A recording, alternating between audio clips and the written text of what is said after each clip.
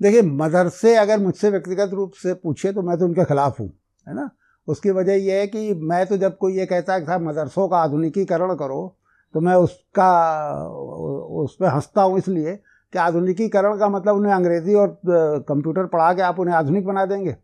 वहाँ पढ़ाएंगे तो आप ये कि सूरज पृथ्वी का चक्कर लगाता है, पृथ्वी साकिन है, यानी पृथ्वी तो स्थिर है और सूरज चक्कर लगाता है, उसे आप चाहे अंग्रेजी में पढ़ाइए या अरबी में पढ़ाइए, वो है अनसाइंटिफिक चीज़।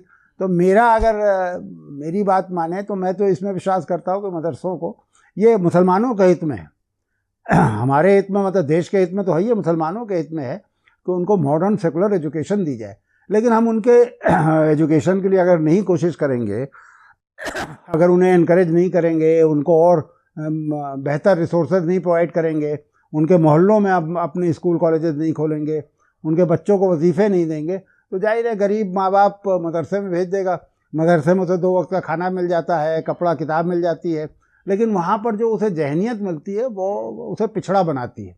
तो इसलिए ये सरकार का काम है कि उन्हें आधुनिक बनाए, उनके लिए मॉडर्न एजुकेशनल सेंटर्स खोले और उनके बच्चों को इनकरेज करे, उन बच्चों को वजीफ़े। देखिए, गरीबी बहुत है मुसलमानों, हिंदुओं में भी है, लेकिन मुसलमानों में ज़्यादा गरीबी है। तो उनके लिए तो इसीलिए ज़्यादा बच्चे पैदा होते हैं, क्योंकि वो जा करके पंचर जोड़ने लगते हैं, वो और कुछ इनकम ऐसी लाने लगते हैं कि घर को सप्लीमेंट करते हैं। तो अगर हम कुछ उनको बेहतर शिक्षा दे सकें और बेहतर सुविधाएं दे सकें, जैसे उन बच्चों को स्कॉलरशिप क्यों नहीं दे सकते हम। एक मुसलमान बच्चा अगर घर से निकल के पढ़ने के आ रहे, दर्जा 1 से लेकर के उसको MA तक सरकार को सपोर्ट करना चाहिए। हम उसे एक आधुनिक मनुष्य तभी बना पाएंगे जब हम उसे आधुनिक शिक्षा देंगे, नहीं तो मदरसे में जाएगा ही वो।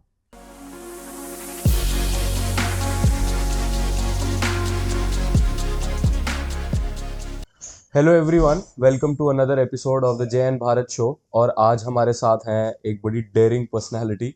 We have with us ex DGP retired sir Vibhuti Narayan Rai. Thank you so much sir for coming to on our show. It's a huge honor for us, sir. Really, it means a lot to us. शुक्रिया जी, thank you. और sir कैसे हो आप? ठीक है साहब, मेहरबानी। Sir retirement life कैसी चल रही है आपकी? बढ़िया चल रही है, क्योंकि मैं शुरू से दोहरी ज़िंदगी जीता था। मैं पुलिस वाला भी था और लेखक भी था। तो केवल पुलिस वाला पक्ष ख़त्म हुआ, साहित्य वाला जो पुलिस में आने के पहले से था वो अभी भी चल रहा है। तो रिटायरिंग लाइफ मुझे कभी ऐसा नहीं लगा कि जैसे कोई वक्त बिताना एक समस्या है, या और बहुत सारी प्रॉब्लम्स आ जाती हैं रिटायर्ड ब्यूरोक्रेट की ज़िंदगी में। तो इत्तेफाक से मैं उन सब से नहीं गुजरा, मेरी ज़िंदगी अपना नॉर्मल उस पर चल रही है। तो सर मतलब मैंने देखा है कि लॉट ऑफ जो IAS IPS रिटायर्ड हो जाते हैं वो मतलब अपनी लाइफ बड़े आराम से जीना पसंद करते हैं। लाइक दे डोंट मतलब वो दोबारा सर्विस में नहीं आते या कोई भी अपना करियर शुरू नहीं करते दोबारा। तो आप बता रहे हैं कि आप लेखक भी हो सर, तो सर हाउ मतलब कैसे पैरेलल कैसे चलाया सर आपने ये दोनों चीजें? While being और in service. आफ्टर रिटायरमेंट लेखक आप क्या कर रहे हो? मैं आफ्टर रिटायरमेंट लेखक नहीं बना। मैं पुलिस में आने के पहले से लेखक था और तमाम पत्रिकाओं में, अखबारों में छपता रहता था। पुलिस में आ गया तो फिर मुझे अपनी ज़िंदगी को 2 खानों में बांटना पड़ा। एक खाकी थी, प्रोफेशनल ज़िंदगी थी, और एक साहित्य की दुनिया थी। तो ये बात ज़रूर है कि पुलिस में कई बार व्यस्तताएं बहुत थी, लिखने का वक्त नहीं मिल पाता था या कम मिलता था, तो लेकिन पढ़ने का तो समय मैं हमेशा निकाल लेता था। दिन भर की व्यस्त ज़िंदगी के बाद भी बिना कुछ पढ़े सोता नहीं था, तो वो तो चलता रहा। जब मैं रिटायर हुआ तो उससे मुझे फ़ायदा ये हुआ कि मेरी ज़िंदगी की एक धारा अपने नॉर्मल उसमें चली, बल्कि वो ज़्यादा आप कह सकते हैं इंटेंस हो गई, ज़्यादा रिच हो गई, इस अर्थ में कि अब मेरे पास दिन में दफ्तर जाने का, या पुलिस की ज़िंदगी में जैसे रात में भी आप सक्रिय हो जाते हैं, 24 घंटे में कितने घंटे काम करेंगे, कब आराम मिलेगा, इसका कोई तय कोई वक्त नहीं होता। तो अब कम से कम ये सब तय हो गया है, तो अब लिखने में ज़्यादा समय देता हूँ। मसलन अब पहले मैं कॉलम नहीं लिखता था, तो कॉलम लिखने के लिए ख़ास तरह की रेगुलरिटी की भी ज़रूरत थी, और बहुत सारी लिमिटेशंस हो जाती थी सरकारी नौकरी में रहने की वजह से, तो वो ख़त्म हो गई। तो अब रेगुलर कॉलम्स लिखने लगा मैं। अच्छा सर, आप कैसे लिखते थे, लाइक ऑन व्हाट टॉपिक्स?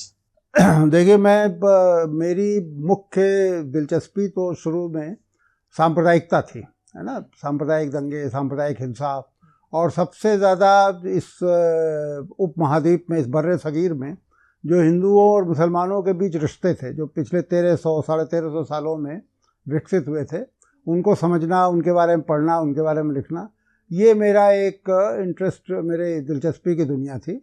इसके अलावा मैं कथा साहित्य में भी काम करता था, फिक्शन में भी काम करता था और उपन्यास लिखता था। तो दो ये मेरी दिलचस्पी थी, जो जिसे आप साहित्य से जुड़ा कह सकते हैं। जो पहली दिलचस्पी थी कम्युनलिज्म वाली, उसमें मुझे फ़ायदा हुआ। जब मैं पुलिस में आया तो मुझे जो इंडियन स्टेट था उसके माइनॉरिटीज़ से कैसे रिश्ते हैं ये समझने में आसानी हुई, या स्टेट कैसे माइनॉरिटीज़ को डिस्क्रिमिनेट करता है, उनके साथ कैसे ज़्यादती करता है, उन्हें जो इंसाफ है, जो जस्टिस है, जो इंडियन कॉन्स्टिट्यूशन में गारंटीड जो जस्टिस है वो उससे वंचित करता है, ये देखने का मुझे करीब से मौका मिला और उसका मैंने फ़ायदा उठाया। इसके अलावा मुझे एक फ़ेलोशिप मिल गई थी कम्युनल वायलेंस पे काम करने के लिए नेशनल पुलिस एकेडमी से। तो उसमें भी मुझे पूरे देश में घूम घूम करके बहुत सारे ऐसे डॉक्यूमेंट्स मेरे हाथ में लगे जो अगर मैं पुलिस ऑफिसर ना रहा होता, अगर मैं आईपीएस में ना होता, तो शायद वहाँ तक पहुँचना मेरे लिए मुश्किल होता। तो ये सारे फ़ायदे उठाता रहा। इसके अलावा पुलिस में मुझे बहुत रिच एक्सपीरियंसेस हुए, मतलब जो किसी दूसरे पेशे में नहीं होते। तरह तरह के लोगों से मिलने का मौका मिला। साहित्य में तो एक तरह से ह्यूमन जो फेस है वही आपकी दिलचस्पी का सबसे बड़ा एरिया है। ह्यूमन साइकोलॉजी है, ह्यूमन डेस्टिनी है। तो ये सारे तरह तरह के पात्रों से जो मिला, तो उससे मेरे अनुभव रिच हुए और मुझे लिखने में भी उसका फ़ायदा हुआ। सर आप बात करते हैं कि स्टेट माइनॉरिटीज़ को रिप्रेस करती है, तो सर आप बताएंगे कि कैसे, कौन से वेज हैं कि स्टेट जैसे काम करती है? देखिए, को स्पेसिफिकली टारगेट करती है? जी, मतलब हिंदुस्तान के संदर्भ में तो आप मुसलमान कह सकते हैं। मुझे एक फेलोशिप मिली, नेशनल पुलिस एकेडमी ने दी, साल भर की फेलोशिप थी, जिसमें मुझे कम्युनल वायलेंस के दौरान पुलिस को लेकर के अलग अलग जो ग्रुप्स थे उनके परसेप्शंस क्या हैं ये समझने का मौका मिला, और यही मेरा टॉपिक था। तो मैंने देखा कि और मैंने 10 बड़े कम्युनल राइट्स की प्लेसेस चुने देश के, और वहाँ गया और वहाँ जाके लोगों के इंटरव्यू लिए, उनसे बात किया। जो डॉक्यूमेंट्स थे पुलिस ऑफिसेज में, पुलिस हेडक्वार्टर्स में, उनको हासिल करने की कोशिश की, उनको पढ़ने की कोशिश की। तो मैंने पाया कि 1961 में देखिए पहला दंगा हुआ भारत में आज़ादी के बाद जबलपुर में। उसके बाद हर 2-3 साल बाद राइट्स होते रहे, और हर राइट्स में एक कॉमन चीज़ दिखाई दी कि उसमें जो नुकसान होता था वो बेसिकली वो मुख्य रूप से माइनॉरिटीज़ का होता था। मरने वाले भी 70-75% से ज़्यादातर राइट्स में, बहुत कुछ अपवाद होंगे, ज़्यादातर राइट्स में मरने वाले 70-75% से ज़्यादा मुसलमान थे। उन्हीं की संपत्ति का नुकसान भी हुआ था, और मज़ेदार बात है जो स्टेट ने कार्रवाई की उसका भी ब्रंट उन्हीं को फेस करना, उन्हीं को झेलना पड़ा। मतलब उनकी ज़्यादा गिरफ्तारियां हुई, वो जब पुलिस ने प्रिवेंटिव एक्शन के तौर पे कहीं फायरिंग की तो वो भी उन्हीं को, उससे भी उनका ज़्यादा नुकसान हुआ। उनके घरों में तलाशियां हुई। तो एक तरह से, या कर्फ्यू लगा, जैसे इलाहाबाद इसका सबसे बड़ा उदाहरण है, जहाँ एक गली में एक तरफ हिंदू रहते हैं, दूसरी तरफ मुसलमान रहते हैं। तो कर्फ्यू के दौरान आप देखेंगे कि जो मुस्लिम इलाका था उसमें तो सख्ती की गई, उनको घरों से बाहर नहीं निकलने दिया गया। बहुत से ऐसे इलाके थे जहाँ ड्रिंकिंग वाटर उपलब्ध नहीं था, वो कम्युनिटी टैप से जाके नल से पानी लेना होता था। उनको रोज़ कमा के खाने वाले लोग थे, तो उनको घरों से निकलने ही नहीं दिया गया। और वो गर्मी की सड़ात में भी अगर कर्फ्यू लगा है तो उसी में वो, वहाँ उनके पास पाखाने नहीं थे, सफाई के साधन नहीं थे। तो आप अंदाज़ लगा सकते हैं किस तरह का नर्क उनके लिए कर्फ्यू था। और उसके ठीक सामने दूसरी तरफ हिंदुओं के इलाके थे, जहाँ बच्चे क्रिकेट भी गलियों में खेल रहे थे, जहाँ लोग अपने अपने चौबारों पर बैठ करके गप लड़ा रहे थे। पुलिस वहाँ से गुजरती थी, फर्ज अदायगी के लिए थोड़ा बहुत डंडा पटक देती थी ज़मीन पर कि अंदर जाओ अंदर जाओ, फिर वो थोड़ी देर बाद वापस आ जाते थे। तो ये एक ख़ास तरह का डिस्क्रिमिनेशन था जो इंडियन स्टेट माइनॉरिटी यानी मुसलमानों के साथ, हिंदुस्तान में तो जब आप माइनॉरिटी की बात कर रहे हैं तो मुसलमानों के साथ करती थी। तो ये मुझे करीब से देखने का, इसके कारण समझने का, इसके जो कॉन्सिक्वेंसेस हो सकते थे वो बड़े भयानक हो सकते थे, उनको समझने का मुझे मौका मिला। सर आप कुछ डॉक्यूमेंट्स की बात कर रहे थे, अगर आप शेयर करना चाहें हमारे साथ तो आप कर सकते हैं। क्यों, तमाम कम्युनल वायलेंस की रिपोर्टें हैं, कम्युनल राइट्स की रिपोर्टें हैं, कुछ तो पब्लिक डोमेन में है, कुछ पुलिस ऑफिसर्स में पड़ी हुई थी, तो वहाँ जा कर के उनको देखने का मुझे मौका मिल गया। मेरठ में हाशिमपुरा नाम की एक घटना हुई थी, आप लोगों ने किस्सा सुना होगा। तो हाशिमपुरा के बहुत सारे डॉक्यूमेंट थे जो अगर मैं पुलिस ऑफिसर नहीं होता तो मेरी नज़र ही नहीं पड़ती। कोई प्रोफेशनल पत्रकार जाता तो उसके लिए बड़ा मुश्किल होता है कि पुलिस ऑफिसर्स में जाके वो डिग करके वो सारी रिपोर्टें या वो डॉक्यूमेंट्स निकाल पाए। तो उनसे मुझे बहुत समझने का मौका मिला कि हाशिमपुरा जैसी चीज़ें क्यों होती। मेरी एक किताब हाशिमपुरा 22 मई नाम से आई है, उसमें मैंने विस्तार से उसका हवाला दिया है। ओके। तो सर आपको क्या लगता है कि हाशिमपुरा क्यों हुआ, रीज़न भी? देखिए, मैंने अभी शुरू में आपसे कहा था ना कि 1350 साल से हिंदू और मुसलमान इस उपमहाद्वीप में साथ रह रहे हैं, और इन दोनों ने मिल करके, यानी 1350 साल इसलिए कह रहा हूँ, 711 में मोहम्मद बिन कासिम सिंध में आया, और तब पॉलिटिकल इस्लाम से हमारी जिसे कह सकते हैं आमना सामना हुआ। उसके पहले भी इस्लाम पहुंच गया था, मोहम्मद बिन कासिम के पहले इस्लाम केरल में पहुंच गया था, लेकिन वहाँ व्यापारियों के शक्ल में पहुंचा था, वहाँ कोई किसी तरह कॉन्फ्लिक्ट नहीं था। कॉन्फ्लिक्ट मोहम्मद बिन कासिम के आने के बाद से शुरू हुआ, और उसके बाद धीरे धीरे मुस्लिम इन्वेडर्स आते गए, कुछ सेटल होते गए, कुछ लूट पाट के वापस जाते गए, और करीब 1000 साल तो फिर एक तरह से उनकी हुकूमत रही। दिल्ली में, आगरा में, जहाँ भी कैपिटल होती थी उनकी हुकूमत रहती थी। तो इन 1300 सालों में कुछ बड़ी अद्भुत चीज़ें हुई। जैसे क्रिएटिविटी के लेवल पर हिंदुओं और मुसलमानों ने मिल करके इतना ज़बरदस्त प्रदर्शन किया है कि वो असाधारण है।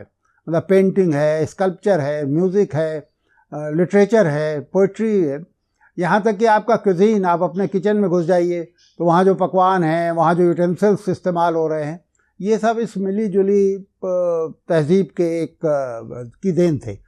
लेकिन ये कहना बड़ा सरलीकरण होगा, मतलब सिंप्लीफिकेशन होगा कि ये सब मिल करके सिर्फ क्रिएटिविटी में ही इन्वॉल्व थे।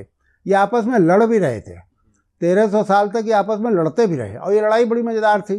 कई बार हम लोग इसे कालीन के नीचे सब कुछ झाड़ने की कोशिश करते हैं और ये कह देते हैं कि साहब तो राजा लड़ते थे, प्रजा जो गांव में रह रही थी, जो छोटे मोटे शहर बसने शुरू हुए थे उनमें रह रही थी, वो तो बड़े शांति से रहते थे। ऐसा नहीं था। देखिए, ये बड़ा एक अद्भुत पड़ोस था। ऐसा नेबरहुड आपको दुनिया में कहीं नहीं मिलेगा कि 1300 साल तक ये साथ साथ रहे, एक दूसरे के साथ खाना नहीं खाते थे, एक दूसरे के यहाँ शादी विवाह नहीं करते थे, किसी तरह का मतलब एक ख़ास तरह की डिस्टेंसिंग या अदरिंग जिसे कह सकते हैं, वो प्रक्रिया हमेशा मौजूद रही। और उससे वो हेट्रेड कई तरीके से दिखाई देती है। जैसे मैंने खाने पीने का आपसे कहा कि एक दूसरे के साथ बैठ के खाना नहीं खाते थे, शादियां नहीं करते थे, उसी तरह उनकी भाषा में भी वो हेट्रेड दिखाई देती थी। मैंने म्लेच्छ शब्द जैसे हम मुसलमानों के लिए इस्तेमाल करते थे, ये म्लेच्छ ये एक वैदिक संस्कृत का शब्द है, और उस समय इस म्लेच्छ का मतलब होता था कि जिनका प्रोनाउंसिएशन ठीक ना हो, जो संस्कृत का उच्चारण सही ना कर पाए। यानी आर्य आए जो संस्कृत बोल रहे थे, लेकिन जो अनार्य थे यानी जो यहाँ के मूल निवासी थे वो संस्कृत नहीं बोल पाते रहे होंगे, तो उनके लिए वो म्लेच्छ शब्द का इस्तेमाल शुरू किया गया। जो आज आते आते म्लेच्छ का क्या मतलब है? म्लेच्छ का मतलब अनक्लीन, जो गंदा है, जो फिल्दी है। ये हम मुसलमानों के लिए इस्तेमाल करते आए हैं पिछले कई सौ वर्षों से। उसी तरह आप देखें, हिंदू शब्द का टर्किश और अरबिक भाषाओं में क्या मतलब है। हमें ये कोशिश होती है ना कि ये कहने की नहीं तो बड़े प्रेम से साथ रहते थे और ये सब कुछ अच्छा चल रहा था। जो लोग ये कहते हैं वो हमें ये समझाने की कोशिश करते हैं कि अरबिक में चूँकि स उच्चारण नहीं था तो सिंधु को उन्होंने हिंदू कर दिया और सिंधु नदी के पार रहने वालों को हिंदू कहने लगे। ऐसा नहीं था, ये हम अपने को बेवकूफ़ बनाते हैं। जो उर्दू की डिक्शनरियाँ हैं, जिसमें लुग़त-ए किश्वरी सबसे इम्पॉर्टेंट डिक्शनरी है, उसका 1964 का एडिशन मैंने जो लखनऊ से छपा, यानी पार्टीशन के बाद लखनऊ से छपे एडिशन में भी हिंदू शब्द का वही अर्थ दिया हुआ जो टर्किश डिक्शनरियों में था, जो अरबी में था। हिंदू का अर्थ होता था स्याफाम यानी काले रंग का, छोटे कद का, चोर, उचक्का, ये सारे अर्थ हिंदू के हुआ करते थे।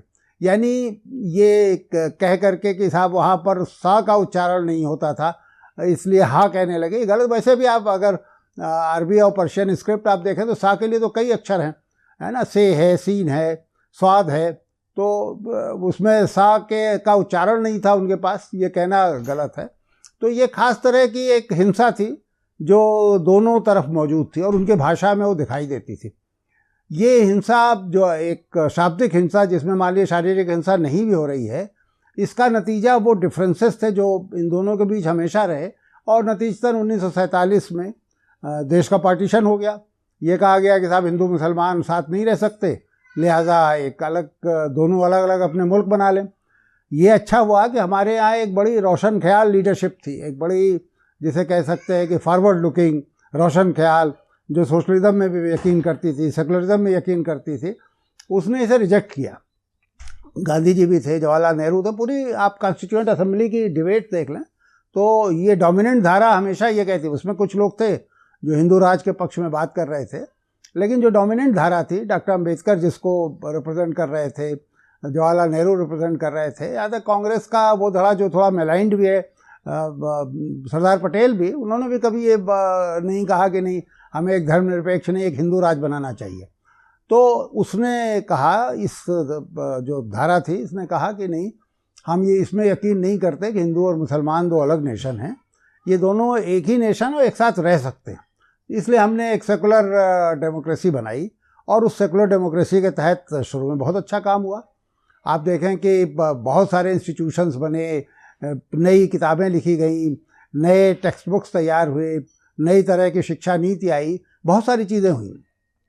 लेकिन दिक्कत ये हुई कि बहुत सारे लोगों को जो ऊपर से तो सेकुलरिज्म के पक्ष में बात कर रहे थे, अंदर से कहीं ना कहीं उनका यकीन उतना पुख्ता था नहीं, और उसका नतीजा ये था कि दिल्ली में तो आप सेकुलर होते थे, लेकिन पटना में, लखनऊ में, रांची में, भोपाल में आप उस तरह की बात नहीं सोचते थे। मतलब जो लीडरशिप थी वो कहीं ना कहीं विचलित होती थी, और उस जो एक मौका था जिसमें कि हम जल्दी से जल्दी ये सारे डिफरेंसेस ख़त्म करें, जल्दी से जल्दी एक दूसरे के और करीब आएँ और एक नया नेशन, जो नया राष्ट्र बना था, इसके निर्माण में लगे, उसको हमने खो दिया।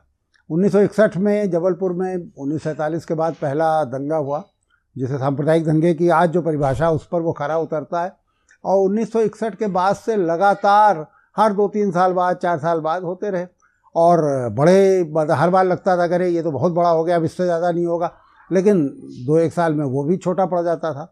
इन सब में जो पुलिस थी, जो स्टेट की सबसे विजिबल ऑर्गन थी, आखिर एक सांप्रदायिक हिंसा होती है, कहीं कर्फ्यू लगा होता है, तो इंडियन स्टेट को कौन रिप्रेजेंट करता है? इंडियन स्टेट को एक सिपाही जो खड़ा होता है चौराहे पे, वो चाहे जैसी वर्दी पहने हो, चाहे जितना पुराना हथियार उसके पास हो, चाहे जो भी उसकी शैक्षणिक योग्यता हो, लेकिन उसका बिहेवियर इंडियन स्टेट का बिहेवियर होता है, वो इंडियन स्टेट को रिप्रेजेंट करता है। और वो दुर्भाग्य से वहाँ पर हम फेल होते गए लगभग हर दंगे में। 61 का तो बहुत विस्तार से, अब चूँकि आपके इंटरव्यू में इतनी लंबी बात करने की गुंजाइश नहीं होगी, मैंने इस पर लिखा है, मेरी एक किताब भी है, कम्बैटिंग कम्युनल कॉन्फ्लिक्ट, जिसमें ये सारे अनुभव जो उस फेलोशिप के तहत मुझे मिले थे वो मैंने लिखा है। तो हर जगह वो हम असफल हो रहे थे। वो मुसलमान जो माइनॉरिटी में थे उनके साथ ज्यादती हो रही थी, वो मारे जा रहे थे। उसके बाद राज्य वो नहीं कर रहा था जो उसे करना चाहिए था, राज्य वो सब कर रहा था जो उसे नहीं करना चाहिए था। मतलब राज्य को क्या करना चाहिए, किसी भी सभ्य राज्य, किसी भी आज बॉर्डर जमाने के राज्य को क्या करना चाहिए? राज्य की पहली जिम्मेदारी है कि अपने नागरिकों की जान माल की हिफाजत करे, और राज्य उसमें फेल हो रहा था, और राज्य वो सब कर रहा था जो उसे नहीं करना चाहिए था। जैसे हाशिमपुरा मैंने आपको बताया, मलियाना एक घटना और हुई, ज़्यादातर जगहों पे आप पाएंगे कि वो राज्य या तो एक तरह से अपनी जिम्मेदारी छोड़ देता था और हिंसक भीड़ सड़कों पर अपनी मनमर्जी से काम करती थी, और कई बार राज्य उस हिंसक भीड़ की मदद करने लगता था। तो ये बड़ी, अब जिसे आप कह सकते हैं कि दुखद स्थिति थी, और वो दुर्भाग्य से अभी भी उसमें बहुत सुधार नहीं हुआ है। अभी भी आप देख रहे हैं कहीं कम्युनल वायलेंस होता है तो जो पहला आरोप लगता है वो पुलिस के पार्टीजन होने का लगता है, जो नहीं लगना चाहिए। एक डेमोक्रेसी में पुलिस को एक ज़्यादा बेहतर, ज़्यादा पेशेवर, ज़्यादा आधुनिक, ज़्यादा धर्मनिरपेक्ष संस्था के तौर पर काम करना चाहिए। वो दुर्भाग्य से हम नहीं कर पाते। सर, आप बता रहे थे कि आपने किताब लिखी थी कम्बैटिंग कम्युनलिज्म, तो sir how do you think कि हम कम्युनलिज्म कैसे कम्बैट कर सकते हैं इवेंचुअली? देखिए, सबसे ज़रूरी चीज़ है कि स्टेट को सेकुलर होना पड़ेगा, और हमारा संविधान स्टेट से अपेक्षा भी करता है, कोई हम नई चीज़ नहीं करने जा रहे। स्टेट के लिए स्टेट में रहने वाले सभी लोग, उनके धर्म और उनकी जाति और उनके जेंडर, इन सब का सबको एक तरफ रखते हुए सब उसके लिए बराबर होने चाहिए। और दुर्भाग्य से ये नहीं हो पाया। मसलन हम स्टेट के अपने फंक्शंस भी धार्मिक सिंबल्स के साथ करते थे, और ये शुरू से आज़ादी के बाद से आप देखेंगे ना, कहीं शंख बजाया जा रहा है, कहीं नारियल फोड़ा जा रहा है, कहीं पूजा हो रही है, कहीं भूमि पूजन हो रहा है। तो ये सारे सिंबल्स जो थे, या तो फिर हमारे पास गांधी जी जैसी हमारे पास नैतिक बल होता है कि गांधी तो अपनी सभाएं प्रार्थनाओं से, प्रार्थना सभा ही कहलाती थी उनकी, सारे धर्मों का उसमें का पाठ होता था उनकी धार्मिक रचनाओं का, लेकिन मुख्य रूप से हिंदू सिंबल्स वहाँ पर हावी होते थे। लेकिन गांधी पर कभी किसी के मन में ये शंका नहीं हुई कि गांधी किसी हिंदुत्व से प्रभावित हैं या गांधी का कोई हिंदू एजेंडा है ना। उनके राम जो थे वो ईश्वर अल्लाह तेरो नाम वाले राम थे। तो लेकिन अब उसके बाद जो नेतृत्व आया उसमें तो इस तरह की स्थितियां नहीं रही। उनका जो नैतिक जो जिसे आप कह सकते हैं कि जो बल था वो भी कम था। तो लिहाजा सबसे ज़रूरी चीज़ तो ये कि स्टेट को irrespective of religion, caste, creed, gender, सारे नागरिकों के साथ समान रूप से व्यवहार करना पड़ेगा, और स्टेट को व्यवहार करते दिखना पड़ेगा। जैसे बहुत सारी चीज़ें स्टेट की सिंबॉलिक होती हैं, मतलब एक सड़क बन रही है, या आपका जो इसरो है वो अंतरिक्ष में एक यान भेज रहा है, तो अगर वहाँ जा कर के आप पूजा पाठ करके और शंख बजा के और नारियल फोड़ करके उसका वो करेंगे, तो वो ये नहीं आप कह सकते कि साहब ये तो हमारा पर्सनल फेथ है। आपका पर्सनल फेथ है, बल्कि यही कहना चाहिए तो हमारा पर्सनल फेथ है, हम उसे सार्वजनिक क्यों कर रहे हैं। हम एक स्टेट से जुड़े फंक्शन में क्यों उनका इस्तेमाल कर रहे हैं। तो ये सबसे ज़रूरी तो ये है। फिर देखिए, हमारी एजुकेशन पॉलिसी अब तो और भी नए तरह से इतिहास का लेखन शुरू हुआ है, नए तरह से हमारे टेक्स्ट तैयार किए जा रहे हैं, तो और ज़्यादा खतरा बढ़ गया है कि हम ज़्यादा प्रेजुडिसेस ले आएँ उसमें। उनको हम इतिहास और माइथोलॉजी में फ़र्क होता है ना, तो इतिहास के ख़ास तरह के टूल्स हैं। इतिहास में आप ये नहीं कि ये माना जाता है, कहा जाता है, सुना जाता है, ये सब इतिहास में नहीं चलेगा। तो अगर आप कहा जाता है या हमारे पूर्वज ऐसा कहते थे और हम मानते थे, इसे अगर आप इतिहास कहने लगेंगे तो दिक्कत पैदा होगी। तो अपने स्टेट की जितनी एजेंसीज़ हैं, जब क्राइसिस आती है जिसमें सबसे ज़्यादा डिवाइड होता है, जिसमें हिंदू मुस्लिम या मेजॉरिटी माइनॉरिटी कम्युनिटीज़ का सबसे ज़्यादा डिवाइड होता है, वो दुर्भाग्य से कम्युनल वायलेंस की सिचुएशन है, जो 75 साल में ख़त्म हो जानी चाहिए थी लेकिन नहीं ख़त्म हुई है। उस समय तो स्टेट का एक तरह से वो ट्रायल होता है, स्टेट खुद ट्रायल पर होता है। तो उस समय अगर आप सबके साथ आपका एक जिसे कह सकते हैं कि निष्पक्ष आपका आचरण है और व्यवहार है, तो मैंने तो एक इंटरव्यू में भी कहा था कि कोई सांप्रदायिक दंगा भारत में अगर 24 घंटे से ज़्यादा चल रहा है, तो ये मेरा तो मानना है कि इसका मतलब स्टेट बहुत सीरियस नहीं उसे रोकने के लिए। अगर स्टेट चाहे तो हमारे यहाँ कोई दंगा 24 घंटे से ज़्यादा चल नहीं सकता। अगर आप इम्पार्शियल और न्यूट्रल हो करके और जो प्रोफेशनल आपकी सिखलाई है, जिस तरह से आपसे एक्सपेक्ट कर रहा है संविधान, उस पर कार्रवाई करें तो वो 24 घंटे के अंदर आप कंट्रोल कर सकते हैं। मतलब 24 घंटे के अंदर कंट्रोल करने का मतलब नहीं किसी गली कूचे में, कोने अतरे में कहीं कोई चाकूबाजी हो गई, कहीं निर्जन स्थान पे कोई आग लगा दी गई, वो सब बंद हो जाएगा। इस तरह छुटपुट घटनाएं होंगी, लेकिन हमारे यहाँ जो दृश्य दिखाई देता है कि हज़ारों लाखों के भीड़ नारे लगाते हुए, हथियार लहराते हुए और झंडे फहराते हुए वो सड़कों पे जो घूमती है, वो नहीं होगा। तो ये जब तक इस तरह का, अच्छा एक तो आपको देखिए, इंडियन स्टेट को ये कन्विंस करना पड़ेगा अपने सारे रहने वालों को कि सबका स्टेक है इसमें। अगर आपने ये नहीं कन्विंस किया, जैसे मैं जिस फेलोशिप की बात कर रहा था, उसमें सबसे ख़तरनाक और खौफनाक चीज़ मुझे ये लगी कि मैंने जो क्वेश्चनेयर बनाए थे बड़े सिंपल से क्वेश्चंस थे, क्योंकि मुझे पता था कि जो पुअरेस्ट ऑफ द पुअर है वही ज़्यादा सफ़र करते हैं राइट्स में। तो राइट विक्टिम्स में बहुत कम उम्मीद थी कि बहुत इंटेलेक्चुअली कैपेबल लोग होंगे या बहुत पढ़े लिखे लोग होंगे। तो बहुत सिंपल से सवाल मैंने बनाए जिसमें एक सवाल ये था कि जब आपकी जान और प्रॉपर्टी खतरे में हो, आपकी लाइफ और प्रॉपर्टी खतरे में हो, तो क्या आप पुलिस के पास जाना चाहेंगे? मतलब ये सवाल किसी सभ्य समाज में नहीं पूछा जाता, क्योंकि सभ्य समाजों में तो माना जाता है कि पुलिस का यही काम है, राज्य का काम है, और राज्य का जो सबसे विजिबल ऑर्गन पुलिस है, सबसे कोर्सिव आर्म पुलिस है, वो ये करेगी। लेकिन ये सवाल मैंने पूछा और मुझे देख करके बड़ा आश्चर्य हुआ कि 90% से ज़्यादा मुसलमानों ने कहा कि वो नहीं जाना चाहेंगे। हालांकि ये गुस्से में वो कह रहे थे, मैं जानता था जब आग लगेगी, जान खतरे में होगी तो वो भागेंगे ही बेचारे पुलिस के पास। लेकिन ये सवाल, इसका जवाब बड़ा ख़तरनाक है। इसके जवाब का मतलब है कि they have lost confidence in police, और losing confidence in police means losing confidence in Indian state. जो आपकी मुस्लिम पॉपुलेशन है, उसको अगर ये समझ में आ जाए कि इंडियन स्टेट में तो उसका कोई स्टेक ही नहीं है, इंडियन स्टेट से उसका कोई मतलब नहीं है, इंडियन स्टेट उसकी परवाह नहीं करता, तो उनमें से बहुत सारे नौजवान इस बात के लिए तैयार हो जाएंगे कि वो सुसाइड बॉम्बिंग करने लगें, वो एक्सट्रीमिज़म की तरफ चले जाएं, वो इंसर्जेंसी में यकीन करने लगें। और हमें पता है कि हमारे पड़ोस में ISI नाम की एक संस्था है, एक इदारा है जो इसी काम में लगा रहता है। वो भी हिस्टोरिकली, अब क्या बताया जाए, वो नहीं होना चाहिए, दोनों देशों को एक साथ अच्छे संबंध रखने चाहिए, लेकिन नहीं रख पा रहे हैं हम। तो ISI तो तलाशते रहते हैं रिक्रूट करने के लिए, उसको तो एक इस तरह के ब्रीडिंग ग्राउंड चाहिए।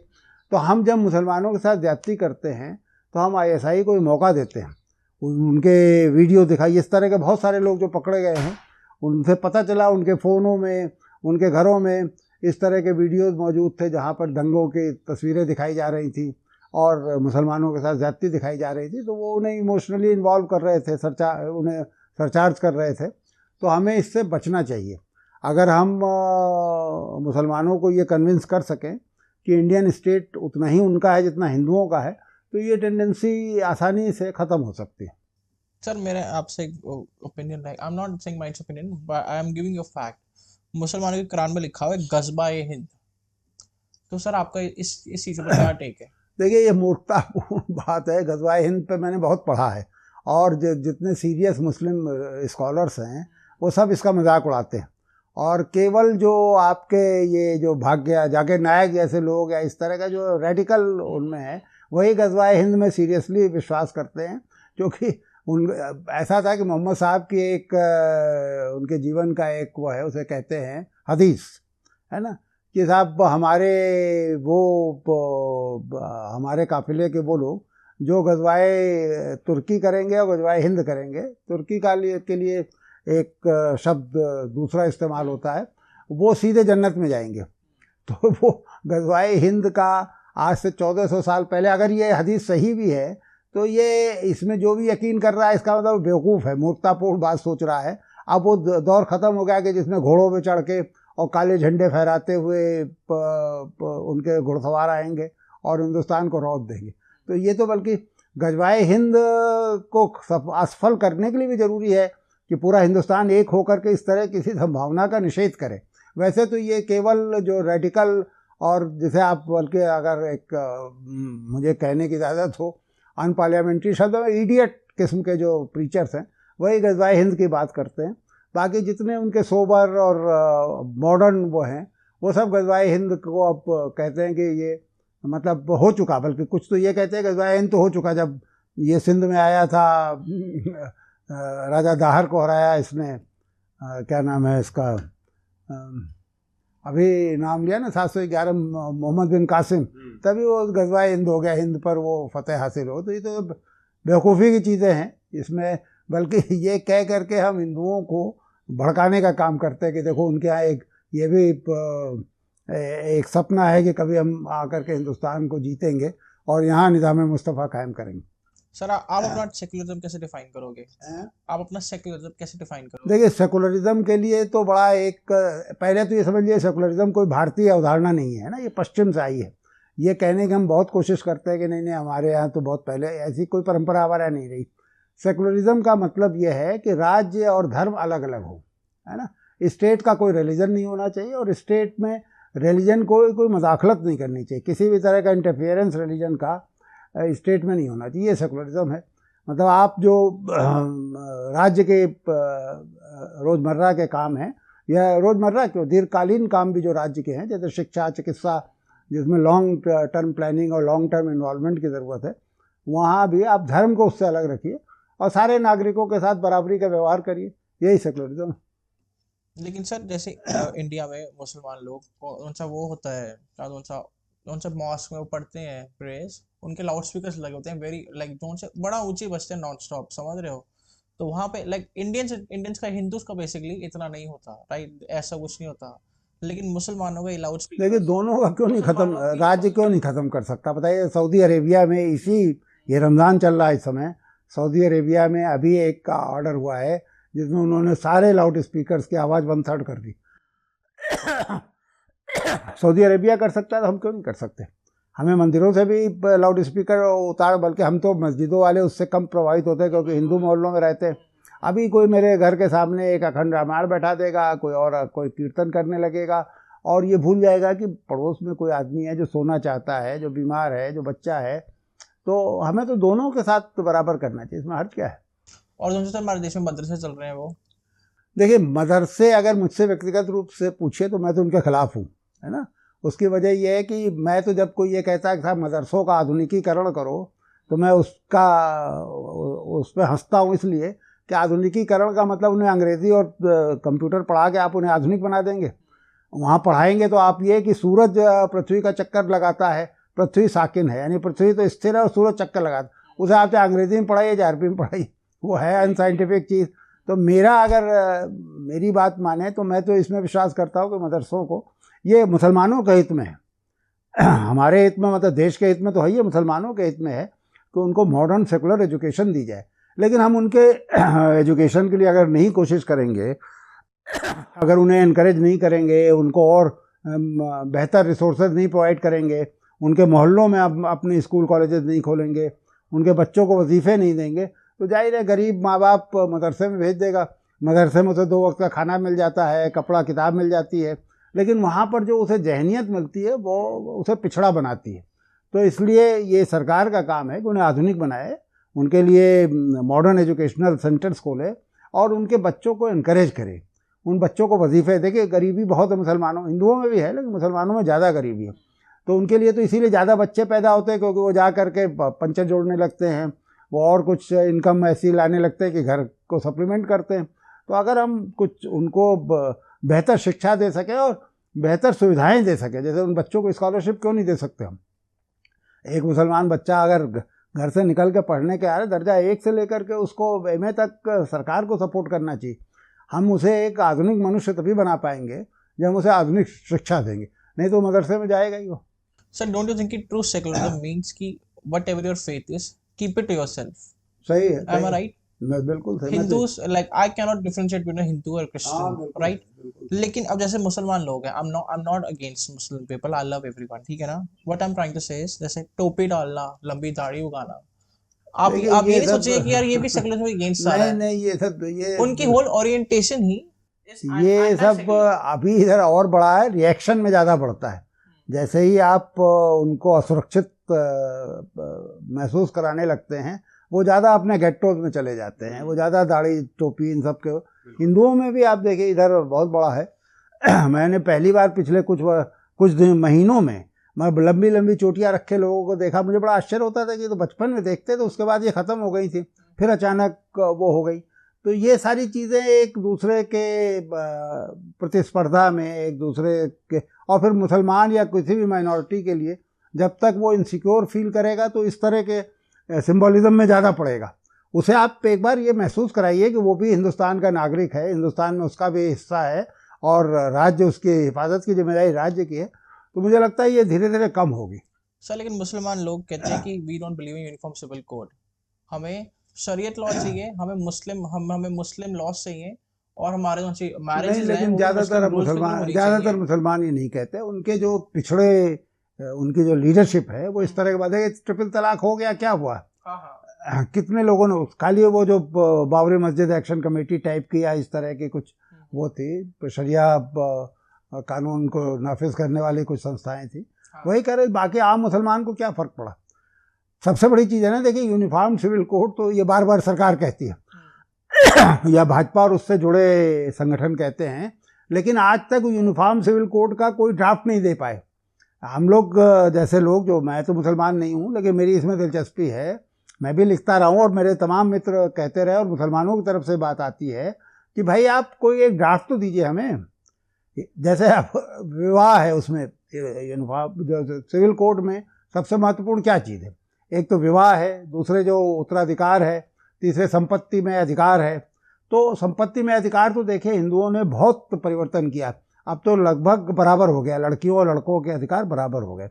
लेकिन विवाह को लेकर के अभी भी है, जैसे केरल में आप जाइए या आंध्र में जाइए, दक्षिण कई हिस्सों में मामा भांजी से शादी करता है, बल्कि पहला अधिकार हाँ मामा का होता है। और उसमें बड़े पैथेटिक केसेस आप देखेंगे, मामा की उम्र बहुत ज़्यादा है तो भांजी की उम्र बहुत कम है। हमारे यहाँ उत्तर में अगर आप कहिए तो इस पर कत्ल हो जाएगा अगर कहीं ये किसी के दिमाग में बात आ जाए तो खून खराबा हो जाएगा। तो अभी तो हिंदुओं में ही सब कुछ एक जैसा नहीं है, लेकिन होना चाहिए, मैं इसमें विश्वास करता हूँ, होना चाहिए।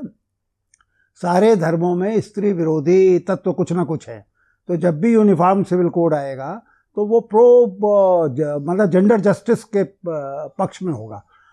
जैसे मुस्लिम लड़कियों को भी क्यों नहीं अधिकार मिलना चाहिए संपत्ति में? मुस्लिम लड़कियों को भी उसी तरह अधिकार मिलना चाहिए जैसे हिंदू लड़कियों को मिल गया। हिंदू लड़कियों को भी नहीं मिल रहा था। आप देखिए आज़ादी के बाद इसी बात पे तो डॉक्टर अम्बेडकर नाराज़ हो गए थे और हिंदू कोड बिल नहीं पास होने दिया। डॉक्टर राजेंद्र प्रसाद जैसे लोग जो कि बाद में राष्ट्रपति हुए, उस समय कॉन्स्टिट्यूएंट असेंबली के अध्यक्ष थे, उन जैसे लोगों ने भी विरोध किया इसका, और जवाहरलाल नेहरू बहुत चाहते हुए भी नहीं कर पाए। लेकिन पिछले 50-60 वर्षों में धीरे धीरे परिवर्तन होते होते अभी 2-3 साल पहले, 4 साल पहले आपने देखा होगा कि अब लड़कियों के वही अधिकार हो गए जो वो थे। लेकिन अभी भी तलाक के मामले में हिंदू औरतें बहुत परेशानी में हैं, उसमें सुधार होना चाहिए। मुस्लिम औरतें संपत्ति को लेकर के परेशानी में हैं। मुस्लिम औरतों की सबसे बड़ी परेशानी तो 4 शादियां हैं। भाई क्यों मर्द को 4 शादी करने की इजाज़त मिले? तो लेकिन आप एक जो कॉमन सिविल कोड है उसका एक मसौदा तो जारी करिए। ये काम सरकार का है। पिछले 8 साल से तो मोदी जी की सरकार है, 6 साल अटल जी की सरकार रही, तो एक मसौदा नहीं लोग जारी कर पा रहे।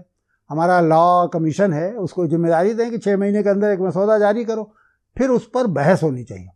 कोई चीज़ ज़बरदस्ती नहीं की जानी चाहिए, क्योंकि ये सेंसिटिव इश्यूज़ हैं। जनता के बीच में खुली बहस होनी चाहिए। अगर आप जारी कर देंगे और प्रो विमेन होगा मसौदा, और जो होगा ही, अगर यूनिफॉर्म सिविल कोड आएगा तो प्रो विमेन, मतलब प्रो विमेन का मतलब जेंडर जस्टिस पे बेस्ड होगा, है ना। तो वो आएगा तो लोग इसके पक्ष में आएंगे। मुस्लिम औरतें खड़ी हो जाएंगी कि नहीं हमें ये चाहिए। अगर एक मुस्लिम औरत को संपत्ति में अधिकार मिले तो मना क्यों करेगी? अभी उसका अधिकार अपने, एक लड़की का अधिकार अपने भाई के मुकाबले आधा है, वो भी आधा नहीं मिलता। ये ज़्यादा जो एग्रीकल्चरल सेक्टर में वो कुछ इस तरह का चेंज अंग्रेज़ों से करा लिया था। जो मुस्लिम वो था शुरफा था, जो जमींदार थे, उन्होंने ये वो कर लिया था कि लड़कियों को वहाँ एकदम हिस्सा नहीं मिल पाता, जो शरीयत में है उसके बाद भी नहीं मिलता। तो लेकिन कॉमन सिविल कोड का पहले कोई ड्राफ्ट तो जारी हो और उसके बाद देश में बहस हो, साल भर 2 साल। ये एकदम से बुलडोज करके नहीं लाना चाहिए, लेकिन आप बहस हो गई तो मुझे लगता है कि लोग इसके लिए तैयार होंगे। लेकिन सर जैसे कितनी मुस्लिम कंट्रीज है वर्ल्ड में, 60+ है, they are all Islamic republics. Islamic republic of Pakistan, Islamic republic of Bangladesh, Islamic republic of Saudi Arabia. Bangladesh में तो शायद खत्म कर दिया Bangladesh. Sir it is way too radical in its हाँ बढ़ रहा है, रेडिकलिज्म बढ़ रहा है, रेडिकलिज्म बहुत है। लाइक सारे मुस्लिम कंट्रीज में basically they don't allow any external laws, foreign laws नहीं, they don't you know नहीं मानते इन चीजों का। तो do you think इंडिया में मान लेंगे? क्योंकि इंडिया में तो वैसे में बिल्कुल मान लें, बिल्कुल मान। देखिए आखिर यूरोप जाता है मुसलमान, यूरोप में जा करके वो अपनी शादी रजिस्टर कराता है कोर्ट में। वो एक मौलवी भी आके शादी करता है, इसके अलावा कोर्ट में भी जाकर रजिस्टर कराता है। वहाँ पर अगर तलाक देता है मुसलमान तो आधी प्रॉपर्टी उसे अपनी बीवी को देनी पड़ती है। तो वहाँ जाके मानता है, यहाँ क्यों नहीं मानेगा? अच्छा, प्लस देखिए ये जनरलाइजेशन भी ठीक नहीं है। मैंने एक मुस्लिम कंट्री देखा, इंडोनेशिया, आपको उससे ज़्यादा टॉलरेंट, मतलब भारत उससे ज़्यादा टॉलरेंट नहीं है कहने के लिए, तो वो भी इस्लामिक कंट्री है। मैं वहाँ कुछ दिन रह करके आया तो मुझे लगा कि ये तो अद्भुत देश है जहाँ इतनी ज़्यादा सहिष्णुता है। तो मलेशिया में है, एक ज़माने में इजिप्ट में थी, अल्जीरिया में थी, है ऐसा नहीं है। और प्लस आप बदल रहा है, जो सबसे ज़्यादा जो गढ़ हो सकता था कंजर्वेटिज़म का वो सऊदी अरब था, है ना, मक्का मदीना वहीं पर हैं। लेकिन सऊदी अरब ने पिछले 2 सालों में आप देखिए धीरे धीरे कितने परिवर्तन आए हैं। औरतों को ड्राइविंग लाइसेंस मिला है। अभी हज करने के लिए बिना महरम के, यानी बिना किसी करीबी रिश्तेदार के जाने की इजाज़त मिली। अभी भारत से कल मैं देख रहा था जो हज यात्रियों की लिस्ट आई है उसमें 100-200 से ज़्यादा वो औरतें हैं जिनके साथ कोई महरम नहीं जा रहा और उनको जाने की इजाज़त मिली है। और अभी जैसे मैंने आपको बताया कि रमज़ान में ये हुक्म वहाँ जारी हुआ है सऊदी अरेबिया में, जिसमें लाउड स्पीकर्स की आवाज़ कम की गई है। खुतबे को आखिर में नमाज के जो देखिए सबसे गड़बड़ होता है वो खुतबा जो आखिर में पढ़ा जाता है, जिसमें मेरी चूँकि कम्युनलिज्म में दिलचस्पी है तो मैं तो बहुत ध्यान से जाके मैंने कम से कम 1 दर्जन मस्जिदों के बाहर बैठ करके किसी दुकान पे गई वो खुतबा सुना जुमे का।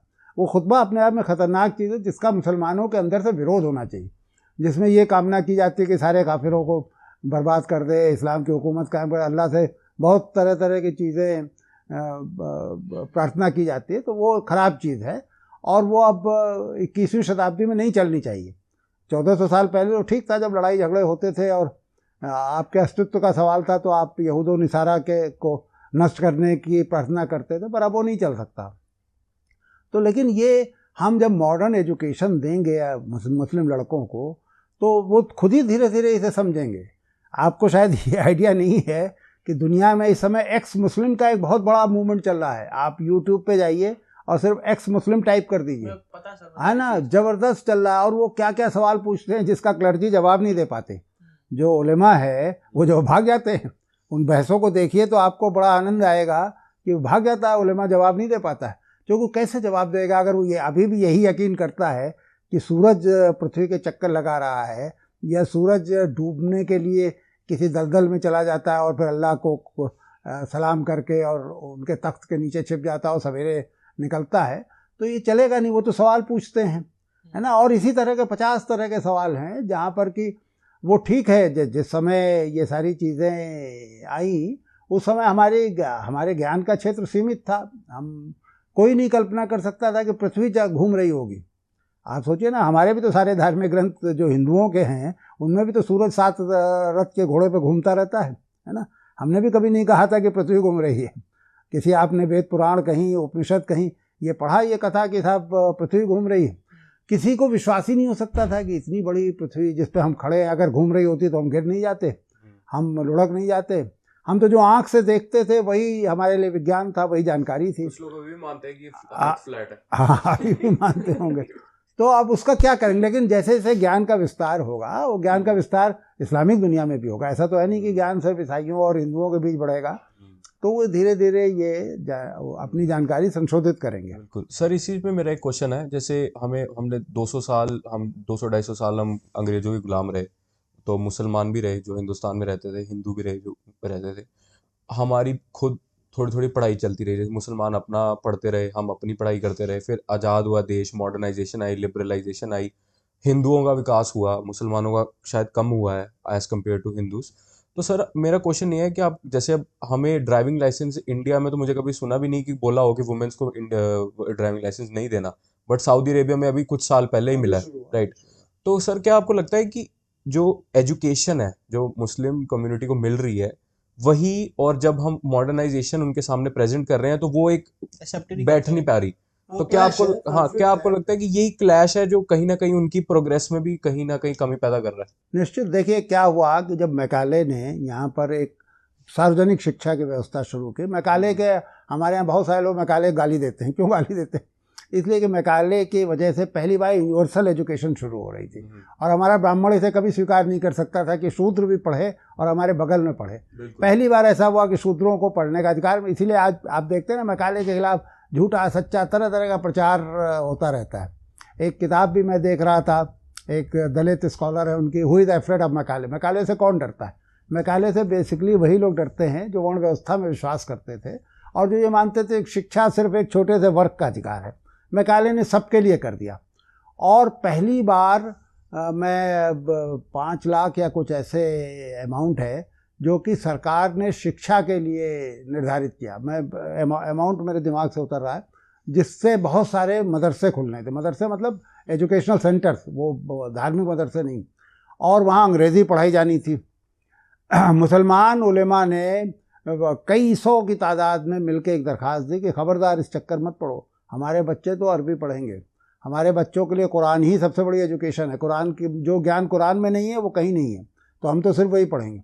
लेकिन इसके बरक्स हिंदुओं में राजा राम मोहन राय जैसे लोग थे, और उन्होंने भी एक पिटीशन दी, और उन्होंने कहा साहब हमारे लिए संस्कृत पाठशालाएँ मत खोलिए, आप संस्कृत पाठशालाएँ तो हम पढ़ा लेंगे घर पे, हमारे लिए अंग्रेज़ी के मदरसे खोलिए, अंग्रेज़ी स्कूल्स खोलिए। और हिंदुओं ने हाथ बढ़ा करके अंग्रेज़ी एजुकेशन हासिल करनी शुरू की, और उसका नतीजा ये हुआ कि वो पहले दिन से ही आगे होने लगे। जो एक जब तक आप मॉडर्न एजुकेशन हासिल करेंगे तो जो दुनिया बदल रही है उसको ज़्यादा बेहतर ढंग से समझ सकेंगे और उसके लिए अपने को तैयार कर सकेंगे। वही बाद में भी हुआ। अभी जैसे आपने कहा कि मुस्लिम दुनिया में अभी कुछ दिनों पहले सऊदी अरब में औरतों के लिए ड्राइविंग लाइसेंस बनने लगा, तो एक बड़ी न्यूज़ बन गई। तो बनी न्यूज़, लेकिन वहाँ भी परिवर्तन हो रहा है। आखिर ये ड्राइविंग लाइसेंस बनना, अभी रमज़ान पे तमाम तरह के रिस्ट्रिक्शंस लगाना, या एक्स्ट्रा मैरिटल सेक्स को लीगलाइज कर देना, ये बहुत सारी चीज़ें हैं जो वहाँ भी धीरे धीरे हो, लेकिन वहाँ परिवर्तन धीमे हो रहा है।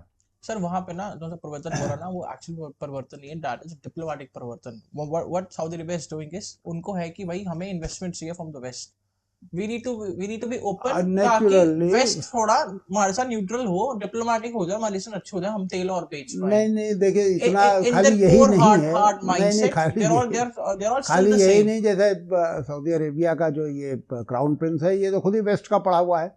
एक बार जब आप दुनिया निकलते हैं ना, जब आप एक छोटे से दायरे के बाहर चले जाते हैं, आप यूरोप जाते हैं, अमेरिका जाते हैं, रूस, चीन जाते हैं, तो आप दुनिया देखते हैं और आपके समझ में आता है कि नहीं, ये जेंडर जस्टिस का क्या मतलब है, ह्यूमन राइट्स क्या चीज़ हो सकती हैं, है ना, कैसे स्टेट को जस्ट होना चाहिए, ये सारी चीज़ें आप जा करके वहाँ देखते हैं। फिर आप अपने यहाँ तो आपका वेस्टेड इंटरेस्ट उसको रोकने, क्योंकि अगर हम आकर के इसे अपने यहाँ लागू करेंगे तो हो सकता है कल जनता हम ही को उखाड़ फेंके। अभी भी किसी इस्लामिक कंट्री में जो आपको एक वैलिड लीगल जो कॉन्स्टिट्यूशनल राइट्स हो सकते हैं, जैसे प्रोटेस्ट का राइट है, वो नहीं हासिल है। आप एक जुलूस निकालिए, दूसरे दिन सबको पकड़ के बंद कर देंगे और जो विदेशी होंगे उनको डिपोर्ट कर देंगे। तो ये तो अभी ईरान में हमने देखा, औरतें खड़ी हुई है ना, वेल के बुर्के के खिलाफ या पर्दे के खिलाफ उन्होंने ज़बरदस्त आंदोलन किया, कई सौ लोग मरे, उसके बाद भी वो दबा नहीं पाए। अभी भी बीच बीच में छिटपुट। आपका क्या टेक है सर इंडिया में हिजाब के ऊपर, आपका क्या? हिजाब देखिए एक पर्सनल चॉइस है, लेकिन मेरा ये मानना है कि जब हम ये कहते हैं ना कि एक लड़की या औरत का पर्सनल चॉइस है, तो हम ये भूल जाते हैं कि किसी लड़की का पर्सनल चॉइस स्ट्रिक्टली पर्सनल नहीं होता है ना, उसके ऊपर तरह तरह के वैल्यूज़ के दबाव होते हैं। जैसे सिमन द बुआ ने कहा सेकेंड सेक्स में कि औरत पैदा नहीं होती, औरत बनाई जाती है। तो हम उसे बचपन से ये बताते हैं कि अगर बुर्का नहीं पहनोगी, अगर पर्दा नहीं करोगी तो तुम एक बुरी औरत हो जाओगी, तो वो बेचारी उसी में विश्वास करने लगती है। लेकिन जिस तरह से हमने कर्नाटका में किया वो भी ठीक नहीं था। हम जब ज़बरदस्ती करेंगे तो उसका रिएक्शन होगा, वो तो वैसे ही ख़त्म हो जाएगा। आप ज़्यादा लड़कियों को एजुकेशनल इंस्टीट्यूशंस में आने दीजिए, उन्हें नौकरियां करने दीजिए, वो नहीं पहनेंगी।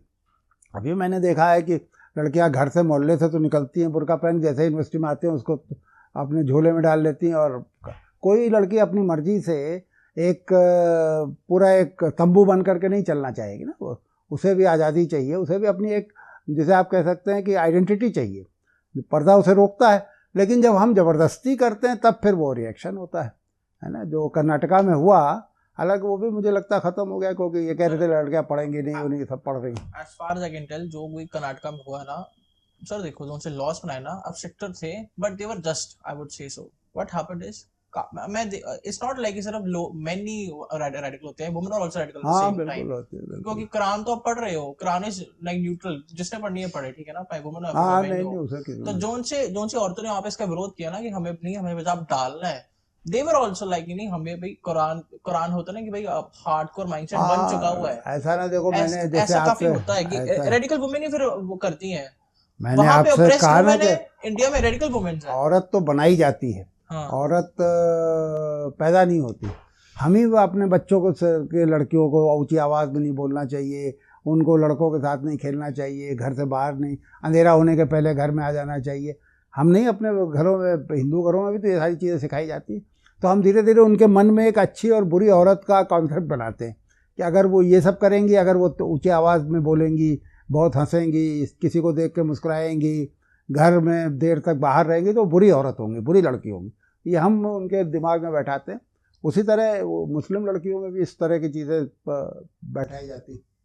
सर आपने मतलब 36 ईयर्स की आपकी सर्विस रही है, आपने काफ़ी अलग अलग एरियाज में आपकी पोस्टिंग रही होगी। लाइक आपने मतलब मैं लाइक कुछ गवर्नमेंट्स होंगी जो लेफ्टिस्ट होंगी, कुछ गवर्नमेंट्स होंगी जो राइटिस्ट होंगी, मतलब आपने हर किसी के अंदर, मतलब सरकार तो 36 साल में चेंज होती रही है। तो क्या सर आपने कुछ ऐसा देखा है कि किसी एक गवर्नमेंट के अंदर या स्टेट रूल के अंदर चीज़ें अलग रही हो या कुछ अलग रहा हो, ऐसा कुछ आपने ऑब्जर्व किया है? अच्छा है बुरा? अच्छा या बुरा, या फिर आपको लगा हुआ है कि नहीं पूरी सबको मिलके काम करने की ज़रूरत है और कोई भी ऐसा नहीं है जो चेंज ला रहा है, बट चेंज की ज़रूरत है? देखिए, ऐसा है कि मैंने तो उत्तर प्रदेश में जो नौकरी की, ज़्यादातर कांग्रेस की सरकारें थी। कांग्रेस एक बड़ा मज़ेदार गठबंधन था, जो आज़ादी के पहले भी एक प्लेटफॉर्म था, कोई पार्टी तो थी नहीं, और कार्डर बेस्ड पार्टी तो आज भी नहीं है। किसी एक इशू पर लोग, जैसे आज़ादी की लड़ाई में तरह तरह के लोग इकट्ठे हुए और कांग्रेस तो बन गई। उसमें लेफ्टिस्ट भी थे, राइटिस्ट भी, हिंदू महासभाई भी थे, मुस्लिम लीगी भी थे, कम्युनिस्ट भी थे, सभी उसमें थे। तो वो एक काफ़ी ढीली ढाली सी वो सरकार चलती थी, और मेरे सर्विस का ज़्यादातर हिस्सा उसी में बीता, जिसमें टॉलरेंस का लेवल कुछ ज़्यादा था। मतलब मुझे याद है कि मैंने जो कुछ लिखा, जैसे मेरा एक उपन्यास शहर में कर्फ्यू है, जिसको विश्व हिंदू परिषद के लोगों ने इलाहाबाद में जलाया। अशोक सिंघल ने कहा कि अगर इस पर फिल्म बनेगी तो हम सिनेमा हॉल जला देंगे, सब मतलब इस तरह का एक प्रतिरोध था। फिर ये सांप्रदायिक दंगों पर मेरी थीसिस आई, वो किताब आई, जिसमें स्टेट को मैंने कटघरे में खड़ा किया। उस समय तो कांग्रेस सरकार थी, स्टेट का मतलब कांग्रेस सरकार उसका फेलियर था जो मेरे उस थीसिस में आ रहा था। लेकिन वहाँ नॉर्मली कोई बहुत, मुझे लगता है, मैं तो मजाक लोगों से करता था कि लोग पढ़ते उड़ते नहीं हैं, तो उन्हें पता भी नहीं चलता है कि उनका एक अफसर लिखता भी है और ऐसी चीज़ें लिख देता है जो उनके लिए इनकन्वीनियंट होंगी। लेकिन थोड़ा मौका मुझे मिला बीजेपी की सरकार में भी काम करने का। फिर मैं भारत सरकार में चला गया और फिर काफ़ी समय में पे एक हिंदी विश्वविद्यालय का कुलपति हो गया वहाँ रहा। तो इन लोगों के साथ कम काम करने का मिला। लेकिन जो मैंने सुना है, जिस तरह की खबरें पढ़ता हूँ, जो अपने साथियों से बातचीत कर रहे, इनके अंदर उदारता नहीं है ना। तो ये थोड़ा ज़्यादा कट्टर हैं, ज़्यादा असहिष्णु हैं, इस अर्थ में कि आप सरकार के खिलाफ लिख करके या सरकार की किसी गलती की बात करके आप पूरी संभावना आप मतलब ये इनवाइट कर रहे हैं कि आपको सज़ा मिलेगी, और सज़ा कुछ ऐसी भयानक मिलेगी कि आप ज़िंदगी भर याद करें। तो ये एक फ़र्क है, और शायद इसलिए भी कि क्योंकि ये एक कैडर बेस्ड पार्टी है, इसके खास तरह की विचारधारा है, हिंदुत्व से प्रभावित है, आरएसएस का कैडर ही इसका कैडर है। तो ये असहमति की गुंजाइश ज़रा इनकी कम है, जो कांग्रेस में बहुत थी। कांग्रेस तो वही मैंने जैसे कहा ना कि कोई एक ख़ास तरह का एक कोई आप नहीं कह सकते थे कि भाई कांग्रेस की विचारधारा क्या है, उसमें लेफ्ट राइट सब रहते थे। तो ये फ़र्क है कांग्रेस पर। लेकिन कांग्रेस की हिस्ट्री रही है फॉर द पास्ट 100 years कि मुस्लिम और माइनॉरिटीज को अपीज करो। नहीं रही भाई। आज़ादी के पहले तो मुस्लिम लीग के साथ चला गया था, उनके साथ नहीं था। आज़ादी के बाद ज़रूर मुसलमान जो रह गया भारत में, जो चला गया तो चला गया, लेकिन जो रह गया तो वो कांग्रेस के साथ आ गए। जितने मुस्लिम लीगी थे, बड़ी मज़ेदार बात है, पूर्वी उत्तर प्रदेश में जो पाकिस्तान लड़ रहे थे सब रातों रात कांग्रेसी हो गए।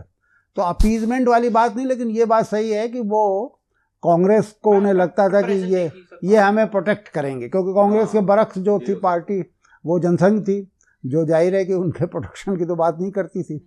तो वो तो था, लेकिन ये भी एक गलत मिथ है कि बड़ा अपीज़ किया हो क्या। वो तो देखिए सच्चर कमेटी ने इसका पर्दाफाश कर दिया, कोई अपीजमेंट नहीं था।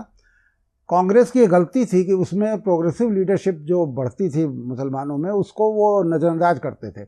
उनको कंजर्वेटिव लीडर्स चाहिए थे, जो टोपी लगाते हों, जो ऊंचे पायचे का पजामा पहनते हों, और वो भीड़ की तरह ला करके वोट डलवा दें। ये कांग्रेस की दिक्कत थी।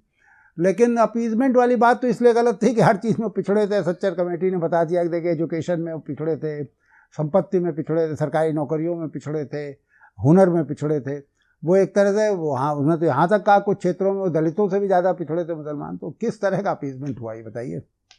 तो अभी सर आपका योगी गवर्नमेंट के ऊपर क्या टेक है, यूपी गवर्नमेंट? अब मैं जो दंगे देखा जाए तो ऑलमोस्ट खत्म है यूपी में। UP is very peaceful and very secure as for now. आज से 10 साल पहले तो देखा है समाजवादी पार्टी के अंदर हाँ दंगे बुरा हाल नहीं था हो वहाँ रहे, पे। दंगे नहीं हो रहे। अब ये बड़ा मुश्किल है कमेंट करना। जी जी जी, दंगे आप अभी कहिए नहीं। सर। मैं कह तो रहा हूँ कि दंगे नहीं हो रहे, लेकिन वो दंगे क्यों नहीं हो रहे फिर इस पर कभी बात की जाएगी। और जब थोड़े बहुत जो घटनाएं हुई उनमें किस तरह का व्यवहार हुआ, बुलडोजर्स क्या बात हाँ कर खास रहे तर नहीं, बुलडोज़र तो खैर चलो सभी के ऊपर चला, लेकिन देखिए क्या आप ये बुलडोज़र को आप क्या सही मानते हैं? इस देश में कानून कायदे का राज्य होगा या बुलडोज़र का राज्य होगा?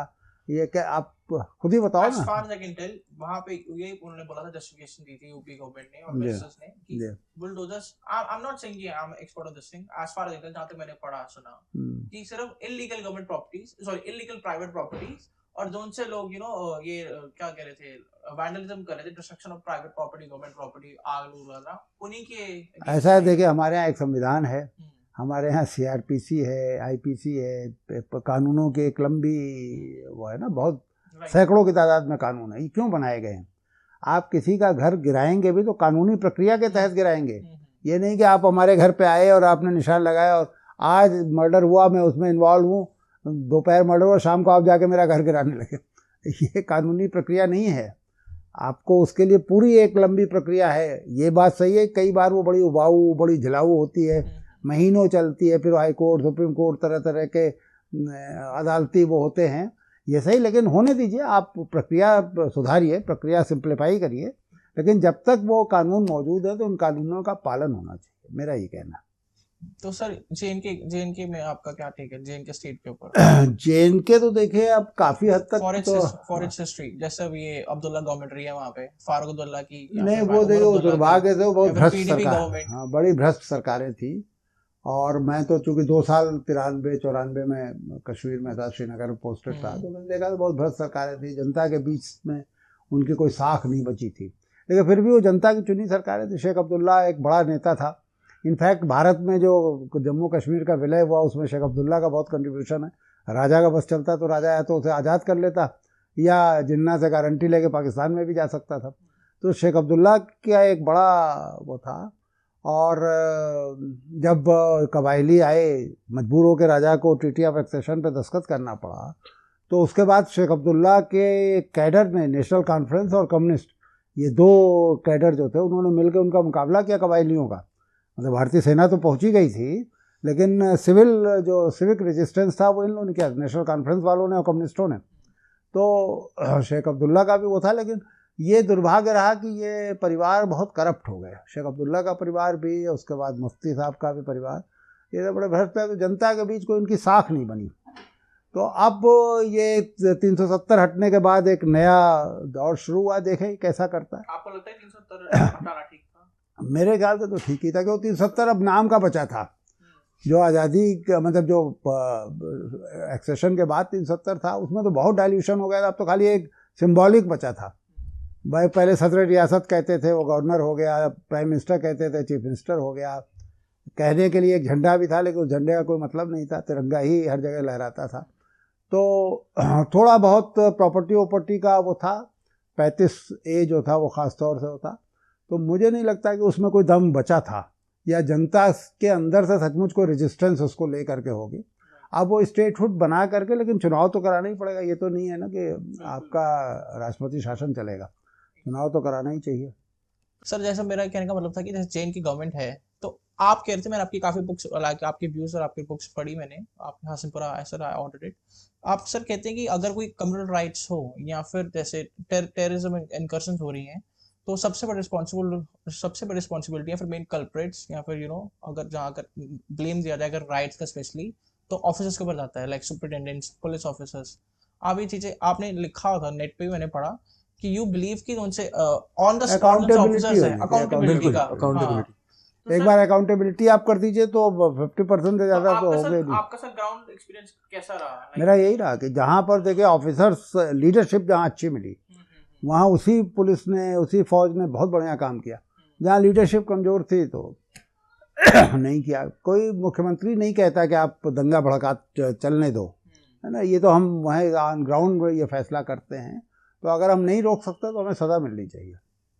सर आपको लगता है कि एज अ ऑफिसर आपके हैंड्स टाइड होते हैं? हाँ। अगर हाँ, कम हो तो बिल्कुल अगर अगर सिर्फ पुलिस फोर्स ही बहुत कुछ कर सकती है? बिल्कुल। और नहीं, सिर्फ पुलिस फोर्स कैसे कर सकते भाई, जो डेमोक्रेसी है, पॉलिटिकल लीडरशिप ही मेन है। हाँ, लेकिन मेरा दंगों में तो मेरा अनुभव ये है कि कभी जहाँ भी मेरा कभी मुझे किसी चीफ मिनिस्टर ने नहीं कहा नहीं दंगा चलते रहना चाहिए, दंगे में ये वो हमारी अपनी कमजोरी है, दंगा चल रहा है, उसमें हमें सख्ती करनी चाहिए। और अगर हम रोकने में नाकाम होते तो हमें सज़ा मिलनी चाहिए। What about terrorist incursions? Terrorist incursion में तो बहुत सारी चीज़ें आपके हाथ में नहीं होती ना, क्योंकि आपके पड़ोस से कुछ हो रहा होता है। भारत में खासतौर से कश्मीर में और पंजाब में जो हुआ उसमें पाकिस्तान का बहुत सारा कंट्रीब्यूशन है। तो वो तो बहुत सारे स्टेक होल्डर्स राज्य के मिलेंगे तभी उसमें वो कर सकते। I as a person, if I am a Hindu, if I call myself a Hindu, और अगर मुझे कोई मुसलमान आदमी दिखता है ना, तो आई विल नॉट से कि जज के मुसलमान आदमी है तो मुझे नहीं मिलना। मैं अपने अगर मैं true secularism with this what you are trying, true secularism का मतलब ये होता है कि अगर मेरे और मेरे मुसलमान भाई में अगर कोई आती है ना कि चाव, तो मैं अपना धर्म काट दूं, वो अपना धर्म काट दे। अगर बात आती है पॉसिबिलिटी ऑफ लव की, कि मुझे किसी को प्यार करने में मेरा धर्म नहीं आना चाहिए, उनको किसी को प्यार करने में उनका धर्म नहीं आना चाहिए। हिंदू सर उस स्टेज पे I would say so they are on that stage कि भाई इतना लोग नहीं जज करते। देयर इज अ रीजन कि सर इतनी एनिमोसिटी फैली है, right. And I will not say in this case की तारी दोनों हाथों से बचती है, क्योंकि इतना सारे एक्सेप्शंस तो होती है ना obviously in any situation, in any given conflict. तो मैं अपना धर्म काट सकता हूँ कि भाई अगर मुझे वो आदमी पसंद है तो मैं ये नहीं देखूंगा कि वो मुसलमान है या नहीं। लेकिन डू यू थिंक कि मुसलमान भी स्टेज पे आएंगे कभी? ऐसा नहीं कि एक तो मैं आपकी इसी से सहमत नहीं हूँ, आप अपने इंडिविजुअल कह सकते हो, हिंदुओं के बारे में नहीं कह सकते। आखिर कौन वायलेंस में भाग लेता है? क्यों दंगों में मुसलमान मारा जाता है? क्या वो आत्महत्या करते?